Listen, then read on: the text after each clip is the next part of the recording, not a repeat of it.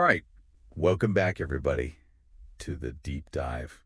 We're going to be, Deep diving. we are deep diving. Exactly. Effort. We're deep diving into the psychology of the scarcity principle. Okay. And this is some really, really cool psychology that I think everyone's going to be able to relate to. For sure. And we are getting all of our insights from chapter 7 of Pasted Text, which if you want to go and check it out, I highly recommend it. Definitely.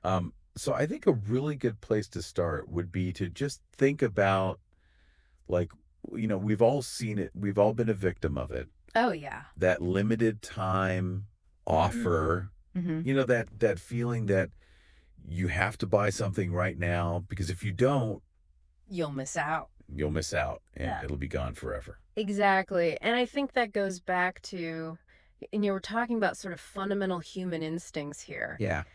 Going way back in history, Right. resources were scarce. Mm-hmm.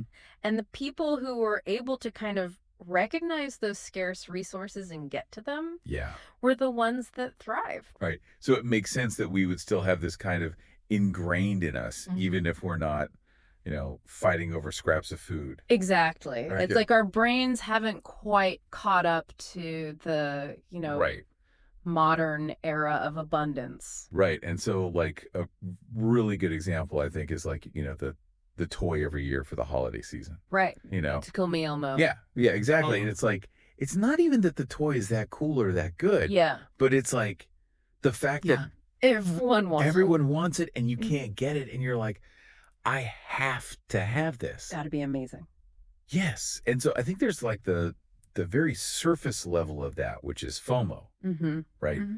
That fear of missing out. But I think it goes even deeper than that. It does. It totally does. I think, you mentioned FOMO, and that's definitely a big part of it. But there's also this concept of loss aversion, Okay. which is basically this idea that we as humans are more motivated to avoid loss than we are to achieve gains. And so when something is scarce, our brains immediately go to like, oh, if I don't get this, I'm going to miss out. Right. It'll be a loss. And I'm going to experience this like negative feeling of regret. Right. And regret is like a really strong emotion and motivator for sure. It is. It's super powerful. And I think like, we would start talking about these things.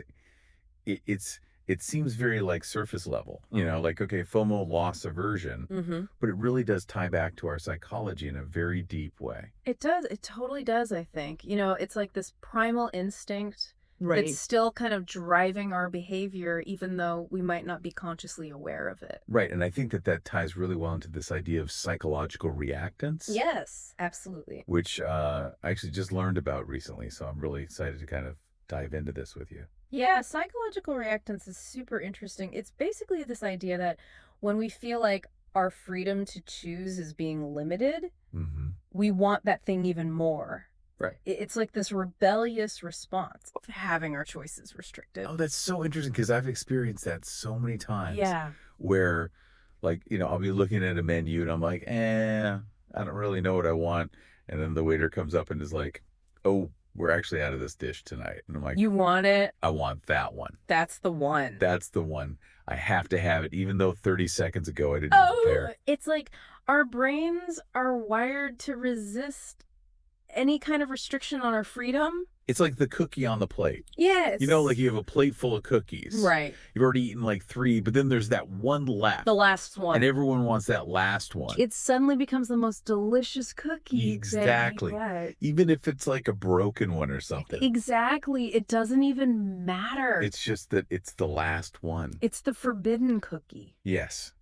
And so I think, that's like a very, kind of silly example. But when you think about it in the context of like marketing, it makes a lot of sense why they use those phrases. Yeah. Like limited time offer, while supplies last. Yep.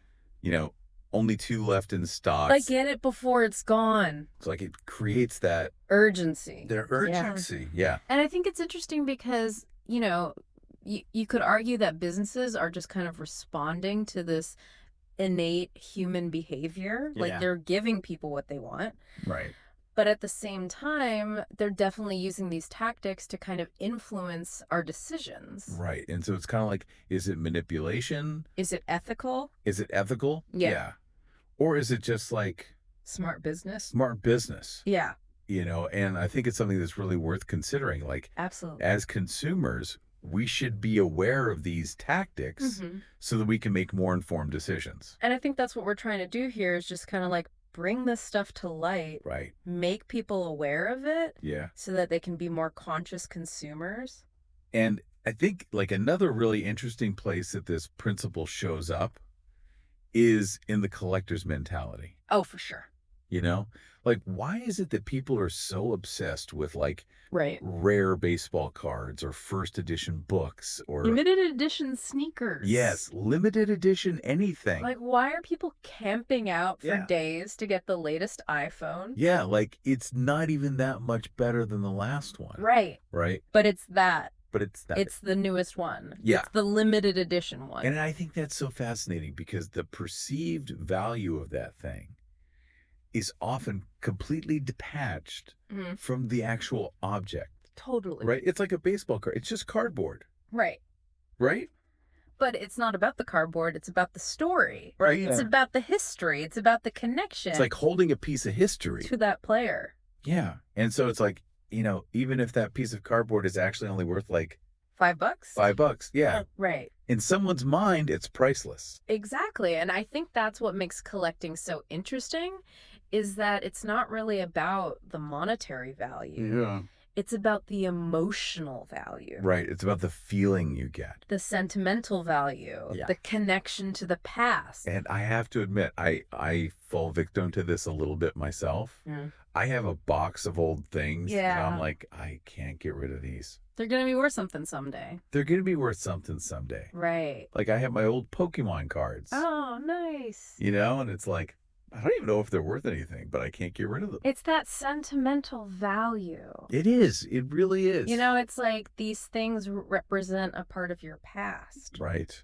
And you don't want to let go of that. Yeah. And so I think like, that ties back to the scarcity principle because it's like right. when you have something that is rare or that not a lot of other people have. Yeah. It makes you feel special. It does. It makes you feel unique. It makes you feel like you're part of this exclusive club. Yes. And that feeling of exclusivity is so powerful. It is. It's incredibly powerful. And I think it goes back to our need for social distinction. Right.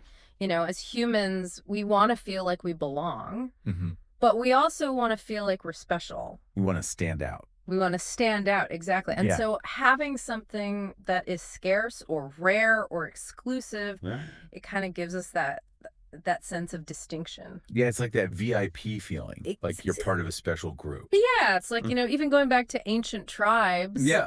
The people who had the rarest feathers or the most beautiful shells. Yeah. Yeah, they were seen as having higher status. Yeah. And that's still true today. Right. And so, it's really interesting how this, like one principle, can impact so many different areas of our lives. It does. It's like this underlying current that's kind of influencing our behavior. Yes. And I think like, we've talked about a lot of different examples, but ultimately it's about how the scarcity principle impacts our decision making. Right. Right. Like we tend to make faster decisions when we perceive scarcity. Absolutely. And often those decisions are less rational. We're not thinking as clearly. Yeah. We're more impulsive. We're driven by emotions. Driven by that FOMO, that fear of missing out. That fear and that, like, I think, when you win or when you get that scarce thing, right, there is a rush. There's a thrill. There's a thrill. Yeah, it's exciting. It's like a little dopamine hit. It is. Yeah, it's like, We're wired to seek out those rewards. Yeah, and I think a really good example of this is like options. Oh, yeah. Like why do people get caught up in these bidding wars? Oh, yeah, and end up paying way more than they intended. It's that scarcity principle at work. It is because it's like there's only one of these. Right. And I have to have it. And you're competing it. And I have to have it. With other people. Yes.